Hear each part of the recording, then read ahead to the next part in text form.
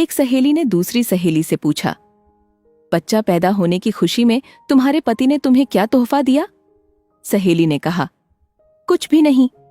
उसने सवाल करते हुए पूछा कि क्या ये अच्छी बात है? क्या उसकी नजर में तुम्हारी कोई कीमत नहीं? लफ्जों का ये जहरीला बम गिराकर वह सहेली दूसरी सहेली को अपनी फिक्र में छोड़कर चलती बनी। थोड़ी देर बाद शाम के वक्त उसका पति घर आया और पत्नी का मुंह लटका हुआ पाया। फिर दोनों में झगड़ा हुआ, एक दूसरे को लानतें भेजी, मारपीट हुई और आखिर पति पत्नी में तलाक हो गया। जानते हैं प्रॉब्लम की शुरुआत कहां से हुई? उस फिजूल जुमले से जो उसका हालचाल जानने आई सहेली ने कहा था। विकास जी ने अपने जिगरी दोस्त पवन से पूछा, तुम कहाँ काम करते हो? मनोज जी, फला दुकान में। विकास जी, कितनी तनख्वाह देता है मालिक? मनोज जी, 18,000। विकास जी, 18,000 रुपये बस? तुम्हारी जिंदगी कैसे कटती है इतने पैसों में? मनोज जी, गहरी सांस खींचते हुए, बस यार क्या बताऊं। मीटिंग खत्म हुई। कुछ दिनों के बाद मनोज जी अब अपने काम से बेरूखा हो गए और तनख्वाह बढ़ाने की डिमांड कर दी, जिसे मालिक ने रद्द कर दिया। मनोज जी जॉब छोड़ दी और बेरोजगार हो गया। पहले उसके पास काम था, अब काम नहीं रहा। एक साहब ने एक शख्स से कहा जो अपने बेटे से अलग रहता था, तुम्हारा बेटा तुमसे बहुत कम मिलने आता है, क्या उसे तुमसे मोहब्बत नहीं रही?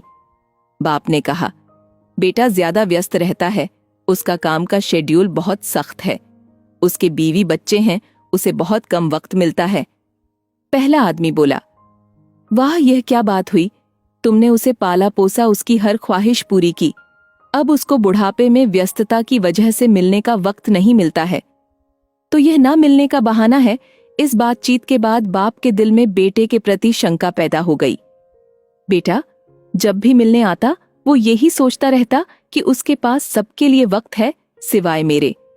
याद रखिए, जुबान से निकले शब्द दूसरे पर बड़ा गहरा असर डाल देते हैं। बेशक कुछ लोगों की जुबानों से शैतानी बोल निकलते हैं। हमारी रोजमर्रा की जिंदगी में बहुत से सवाल हमें बहुत मासूम लगते हैं, जैसे तुमने ये क्यों नहीं खरीदा? तुम्हारे पास ये क्यों नहीं है? तुम इस शख्स के साथ पूरी जिंदगी कैसे चल सकती हो? तुम उसे कैसे मान सकते हो? वगैरह वगैरह। इस तरह के बेमतलबी फिजूल के सवाल नादानी में या बिना मकसद के हम पूछ बैठते हैं, जबकि हम यह भूल जाते हैं कि हमारे ये सवाल सुनने वाले के दिल में नफरत या मोहब्बत का कौन सा बीज बो रहे हैं। आज के दौर में हमारे इर्द गिर्द समाज या घरों में जो टेंशन टाइट होती जा रही है, उनकी जड़ तक जाया जाए तो अक्सर उसके पीछे किसी और का हाथ होता है।